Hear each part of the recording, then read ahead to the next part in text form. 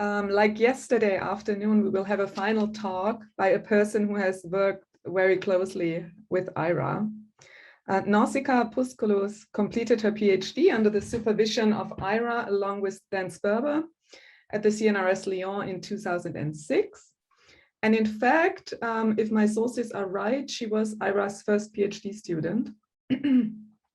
And when I asked her about her time in Lyon, she answered that she had too many great memories of working with Ira to pick just one as her favorite. So I think that's a great appreciation of the kind of advisor and colleague Ira is. Today, Nausicaa is Associate Professor at University College London. Her research in ex-prac includes the investigation of metaphor and implicature, with a particular focus on the acquisition of pragmatic abilities in typically and atypically developing children. And her talk today is on the development of metaphor comprehension. So welcome, Nausicaa, and please share your screen with us.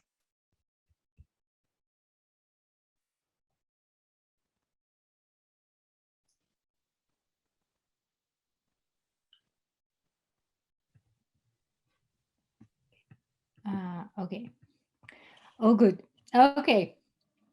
So it should be absolutely obvious that the title is representing Ira.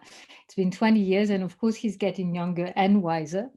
I want to start, because I'm the like speaker, I will take a few minutes to talk about Ira and about well, when Petra asked yesterday about my favorite memory of Ira, I had a very Proustian moment where the whole of Lyon, with its medieval cathedral and the beautiful Institut des Sciences Cognitives that Richard showed us yesterday, just came out of my teacup suddenly. But very conveniently, I think my most memorable moment was with Ira is in fact when I first met him. So I had just finished my BA in philosophy of language, and I was looking for a project for my MA in cognitive sciences. I wanted to do something experimental, which I had never done before, preferably in pragmatics. So of course, Dan Sperber mentioned this young researcher who was working on implicature acquisition in children. And I called Ira, and for some reason, I have this distinct memory of calling him from a phone booth in Paris. And then Ira told me he was leaving the next day on holidays for a couple of weeks, but I could come to his flat and talk about my MA project with him. It didn't sound suspicious at all. When I arrived at his place, the first thing he told me is, how good is your English? And I thought that was a bit of a weird first test question. But luckily, I felt, okay, that's good. My English is not too bad. So he said, oh, that's great. So you can chat with my parents who have just arrived from the States while I go and find the cat for the son of the cleaning lady, because he's going to need to play with the cat while she cleans. And so I was there, and then he came back a few minutes later with this huge ginger cat that he gave to that very happy boy. And he brought me to his study, not, it has to be said, before actually introducing me to his wife, who was in another room breastfeeding their newborn girl. And that was my first encounter with Ira. As you can understand, obviously, there was no way I could not do my MA with him and then could not follow him to Lyon to do my PhD with him. Now, obviously, like everyone here, I'm very grateful to Ira for opening a new field of studies that we all love, and for setting these very strong foundations to it that were described by Richard and everybody else yesterday and today. I'm also very grateful at a personal level to Ira for taking me on and teaching me how to do experiments, teaching me how to test children, and also how to write an academic paper. 20 years ago and all the way since then, I've looked up to him because he consistently demonstrated what it is to be a great scientist and also a really nice guy.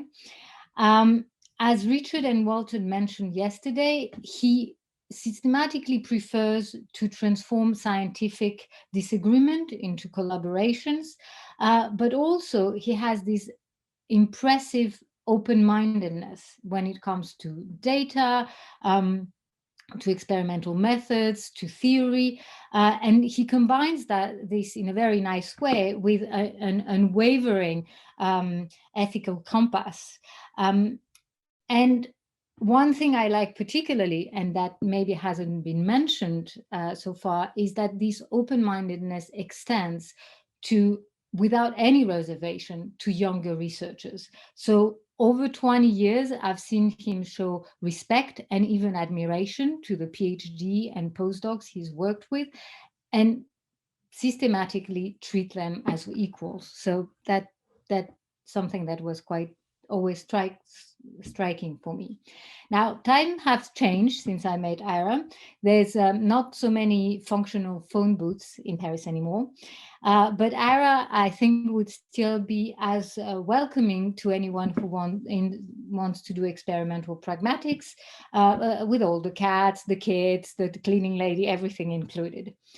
The times have also changed when I see the people who were on yesterday and today on Zoom. So I saw a lot of young faces. Some of them, in fact, might be third generation PhD students. So they might be students of Chris Cummings or Kate Davies, who were students of Napoleon's, who was himself, did his PhD with Richard. So we haven't quite convinced the mainstream research teams around the world that experimental pragmatics is really the way to go, as Richard said. But at the same time, the attractiveness of the field and the size of the young community is not comparable to 20 years ago. I remember Emmanuel Dupuy, who was both at my MA and PhD defense, telling me it took great courage to launch a career in such a niche field. And well, it's very clear we're not in the same place anymore. I think we don't feel the same about the PhD students who finish now. Now, this is 20 years ago. And I think almost everyone has drawn attention to how these papers were very new in drawing theory into the experiments and in the way they did this and how they linked domains that hadn't been necessarily linked in such a tight way before. I want to focus in this talk on something else, which is really the start of a new way of doing developmental pragmatics.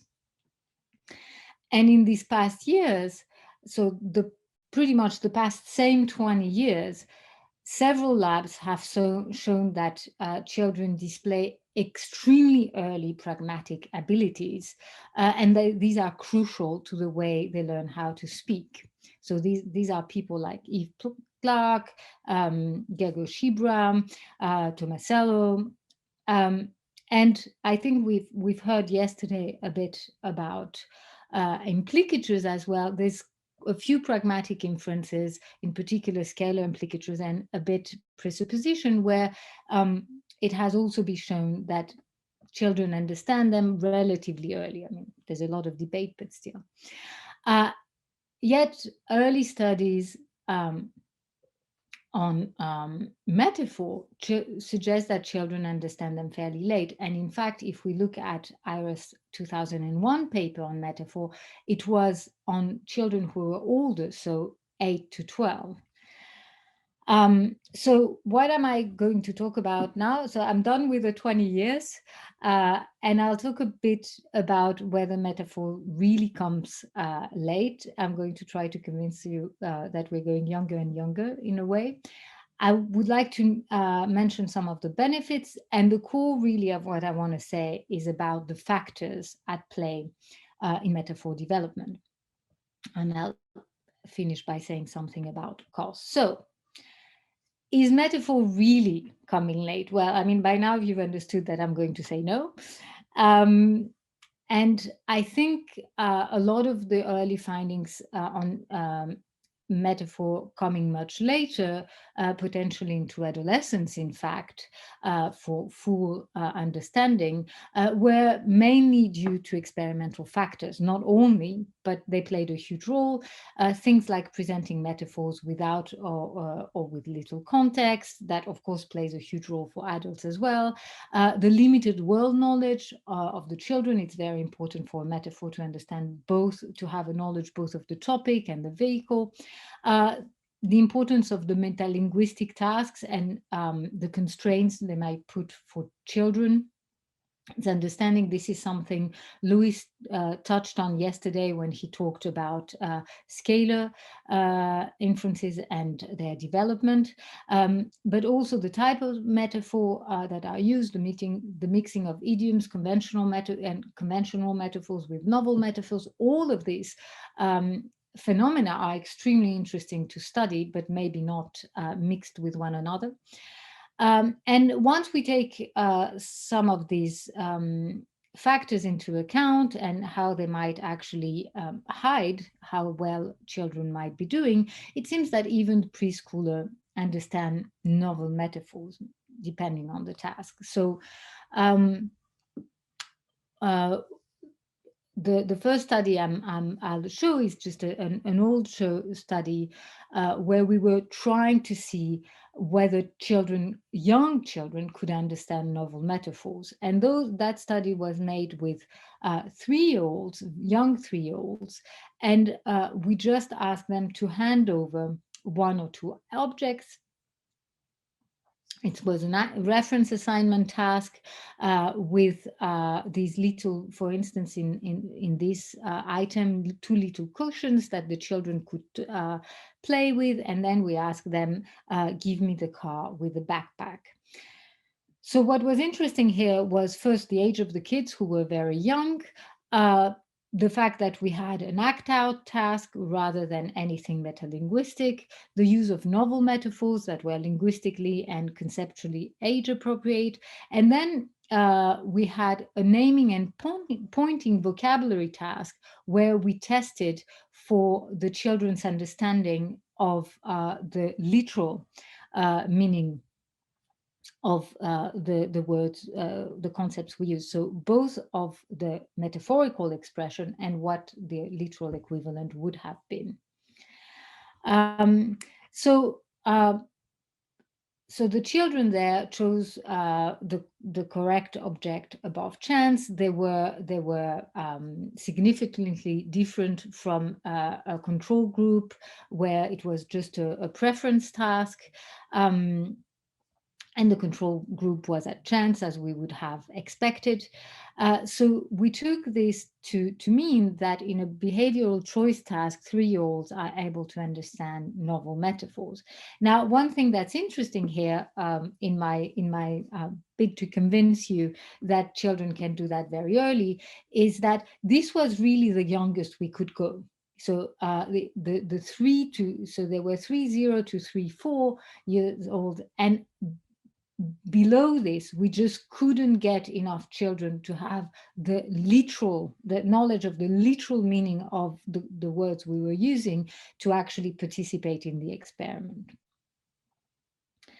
Okay, so maybe they can understand metaphors, but I want to say a tiny bit of something about the benefits. So Josie Bowerman finished a corpus study. It's my way to put in a bit of corpus study in here yesterday. There was a demand for it yesterday. So she just finished a corpus study where she looked not in fact particularly at metaphors, but at creative productions of non-literal referring expressions, so particularly referential metonymy and noun compounds. But she also picked up on metaphors and similes and looked also at elements of metalinguistic awareness in 2 children. And you'll see very young children, so 2.5 to 3.5. And in both cases, she saw that children produces instances of innovative labels and referring expressions in an adult-like manner. Now, what I want to talk about here, so the study is great, but maybe not as much on topic here, but there was one thing she pointed out to, picking up on other that have done so before, and that was the key functions of very early metonyms.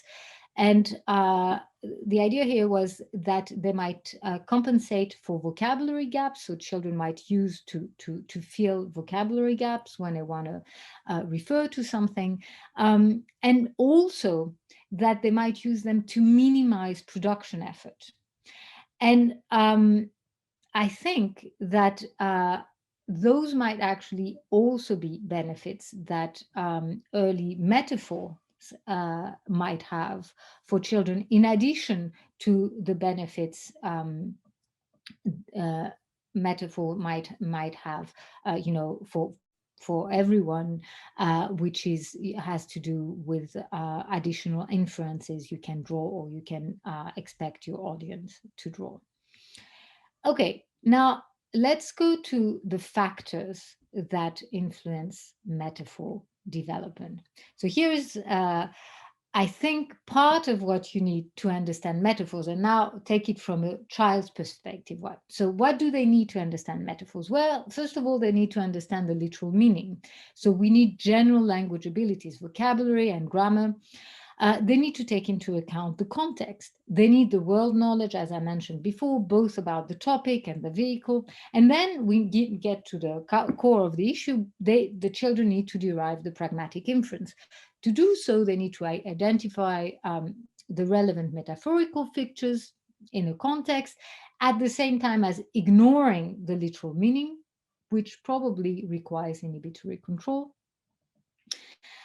They need to be able to assign two labels to one object, so that's double labeling, as well as some analogical reasoning. Now, there's a lot of debate about how analogical perception is used into metaphor, but that there is something there that's necessary, in particular for young children, I think would be agreed upon by all the different parties.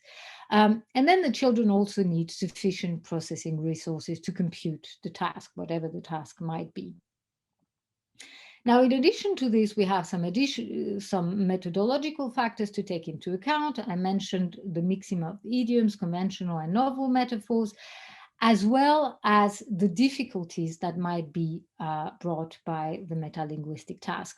Now, everything that's in, I think it's called prune, are things that I'm going to talk about, and then the things that are in aubergine, I'll just mention in passing as well. So the first two factors I'll mention are linguistic skills and socioeconomic status.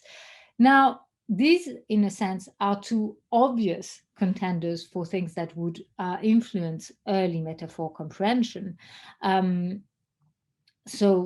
General linguistic skills, vocabulary, but in fact also grammar, has been present as a factor that should play a role from very early research.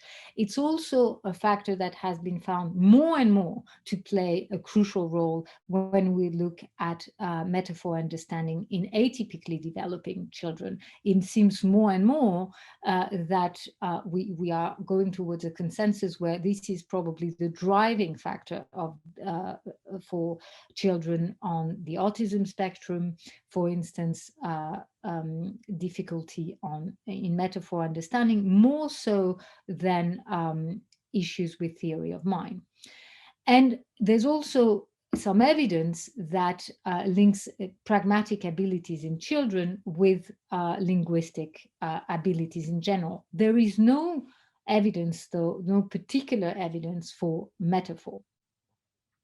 Now, for socioeconomic status, there's one study on bilingual Canadian children suggesting that socioeconomic status might play a role in children's understanding of metaphors, but more generally, there's also the general idea that socioeconomic status influences language abilities in young children, and as well as their cognitive development. So of course, if metaphor depends on general linguistic abilities, then it should also depend on the socioeconomic status. So what we did here with Alex Perovic is we looked at a rather large sample of 266 English-speaking children aged from just below 2 to 11 years. And these children, importantly, were really from a range of socioeconomic backgrounds. This is something often that we can't manage to do, but in this case, we really had a range. And we looked at their vocabulary comprehension. We established the socioeconomic status using a composite measure given by the British government, looking at various elements. So income, employment, education, health, all sorts of things. And this is something that is linked to the school, that we linked to the school location, and looked at the data we could get from the British government. So that's called the index of multiple deprivation. We also looked at the grammar comprehension using the TROG and at nonverbal reasoning, but I won't talk about these two measures further, because these are only standardized from the age of 4. So we had to exclude a whole bunch, we would have had to exclude a whole bunch of children to look at this data. So we used the same metaphor task as the one I just described. And what we find using a general linear mixed model is that correct responses on the metaphor task depend on age. So there is a very clear effect of age. So children do understand novel metaphors from very early on, from the age of 3, but age continues to play a role. And metaphor also depends on vocabulary skills, as well as socioeconomic status. Interestingly, it seems that these two might not be linked. So the role of socioeconomic status is possibly not simply mediating through the role it has on general language skills. So what is interesting here? Well, first of all, another element that the data showed is a possible role of grammar. I didn't talk about that because I said it wasn't standardized below the age of 4, but I think that in a more complex task, and obviously having all the children tested on the task, might show that grammar also might have a role, and potentially not only vocabulary. I think another thing that's particularly interesting here is that there is a way in which obviously metaphor depends on general vocabulary skills. But in this task, we had tested the children for their understanding of the particular expressions we used. So the literal understanding was not an issue. So it seems to be the case that metaphor interpretation recruits general linguistic skills over and above the specific expressions that are used. And that's interesting because if we look at pragmatic theories, that really shouldn't be the case. Once we have the vocabulary, the literal vocabulary we need, and the grammatical structures we need to understand an utterance, it shouldn't be an issue. General language skills shouldn't be an issue anymore. Now, another factor I think that's particularly interesting is inhibitory control. So far, I've talked about situations where there were no literal competitors, at all in the experimental design, but what if we put one? And you know, the question is really, does understanding metaphor involve an active role of inhibitory control? And here also maybe asking, what about other forms of non-literal speech? So here we with Felicity Deamer, we used another kind of method, a picture selection task. And we also added 2 inhibitory control tasks to look at inhibitory control. And we tested 3 groups of children, 3, 4, and 5-year-olds. So that's the metaphor task. Here you have a type of novel metaphor. This weekend, Emily is staying at her granny's house. She's had a bath and now she's a hedgehog. Can you find the picture where Emily is a hedgehog? And here are the pictures that the children had to choose from. I hope you find the one where Emily is a hedgehog. There's also one where you can see truly a hedgehog. And of course, this is a picture where you have a hedgehog in a bit of an irrelevant way. And this is on purpose, because if the hedgehog was put there in a way where the sentence could have been felicitous, this wouldn't have been just a metaphor comprehension task anymore, but also a task requiring the children to disambiguate between 2 possible interpretations of the utterance. And then we had hyperboles. So here is an example. This weekend, Johnny has been helping his mommy with the gardening. Now the house is a forest. Can you find the picture in which the house is in a forest? And here you have again the various pictures. One with a lot of plants in the room, and one with a forest in an actual forest in the background, which was also meant to be the literal control. So in this study, all children, so from the age of 3, performed above trends on the metaphor task, despite the presence of this literal image, in a sense. So if we had something very low level where the child hears a word, hears an expression and goes for the literal meaning, they should have gone for the picture with the hedgehog or the picture with the forest. They didn't. We still find a developmental trend, in particular a difference between the 3-year-olds on the one side and the older children. And interestingly, the 3-year-olds were better with hyperbole, well, just better, which don't involve category violation, than they were with metaphor. Now, interestingly, inhibitory control scores were a strong predictor for the metaphor task, but not for hyperbole.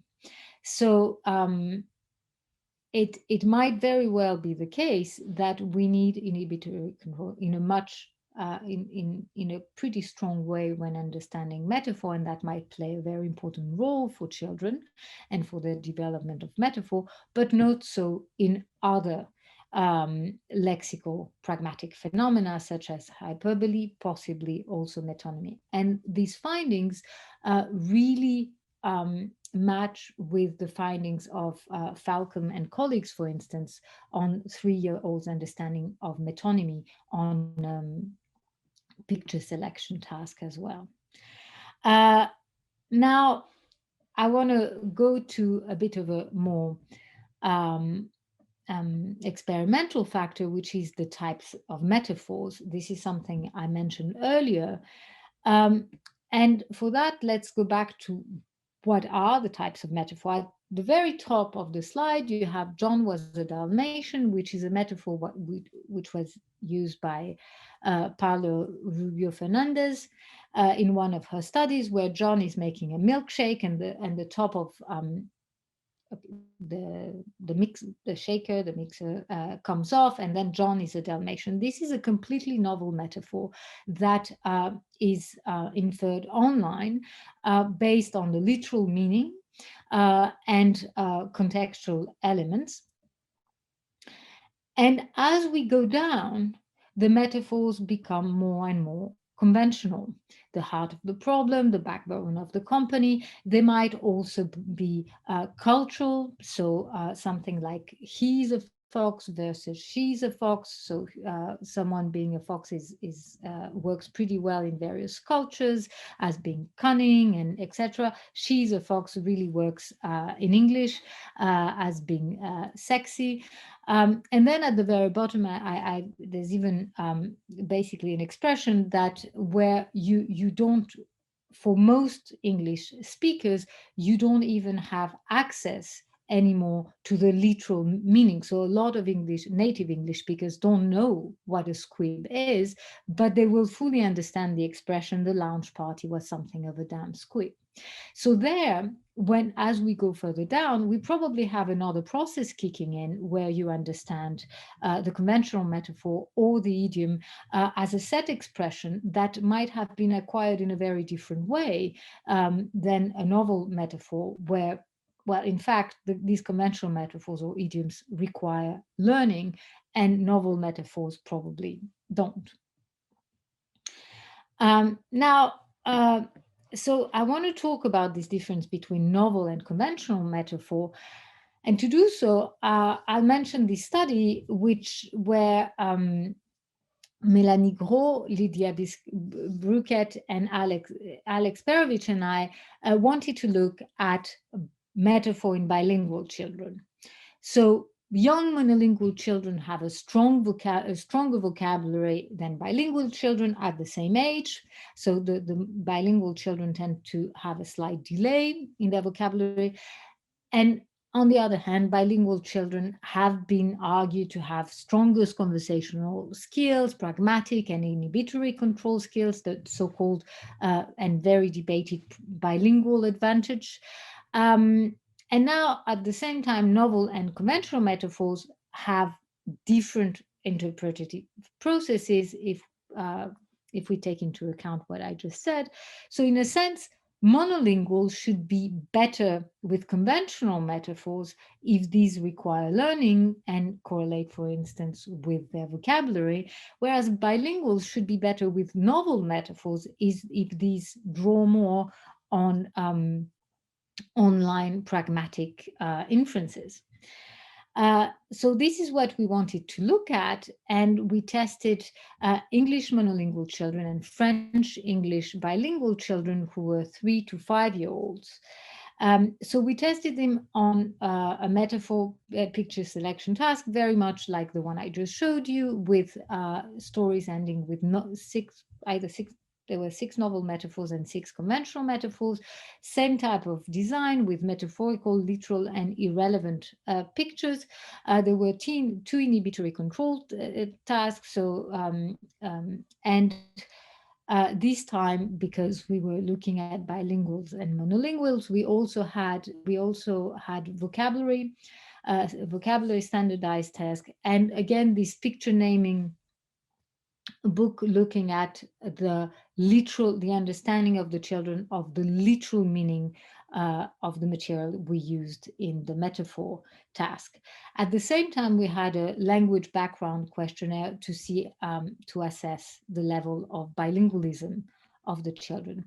So here is an example of novel metaphor. It is Saturday and Archie is going to a party.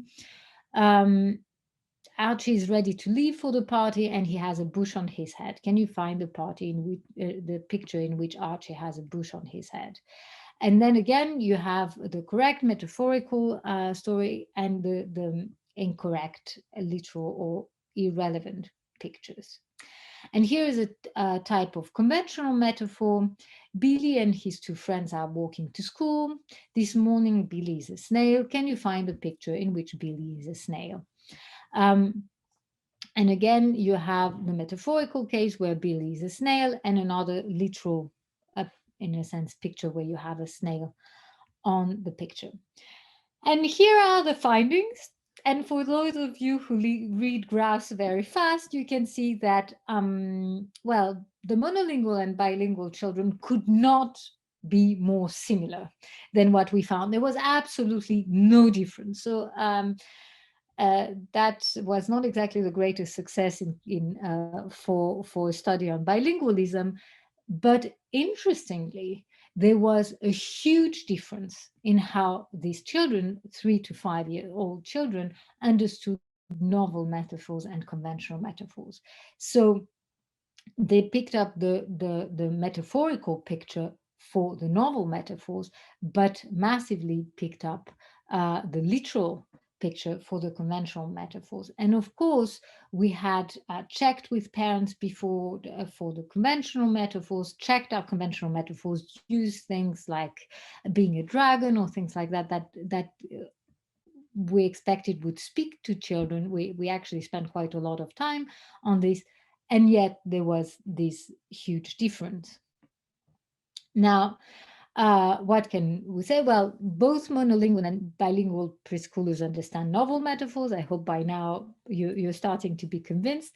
We saw absolutely no evidence of bilingual advantage, although it is possible that this has to do with the age range we tested. I mean, 3 to 5 year old is a 2 years age range. It's a huge age range.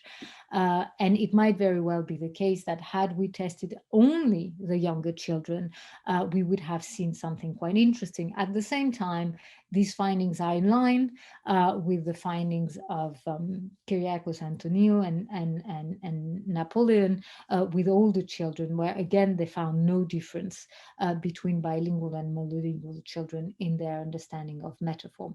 Now, interestingly, for the point I'm trying to make there, the understanding of novel metaphors clearly came before that of conventional metaphors. And I think it's a very interesting point to keep in mind, because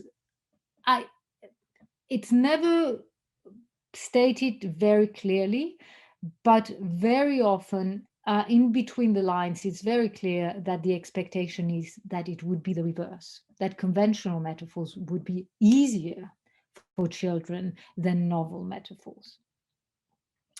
Okay, and to finish, I want to say a bit about costs and what IRA brought into the picture 20 years ago. So we had this study with Simona Di Paola and Filippo. And in this study, we looked at 3 and 4 year olds. And again, we had a kind of picture selection tasks, but this time it was around a picture grid where the children had to take off some pictures or add some pictures to the grid.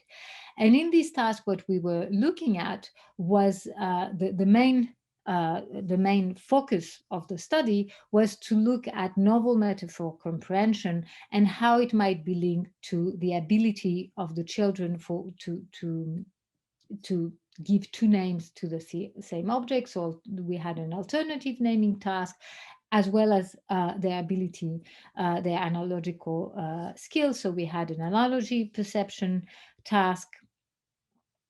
And interestingly, in the metaphor comprehension task, we had something that somehow I had omitted all these years, which was a control with a literal expression. So here is the task. The participants were asked to remove from the grid, for instance, the glass with the antenna, and you have again the metaphorical target.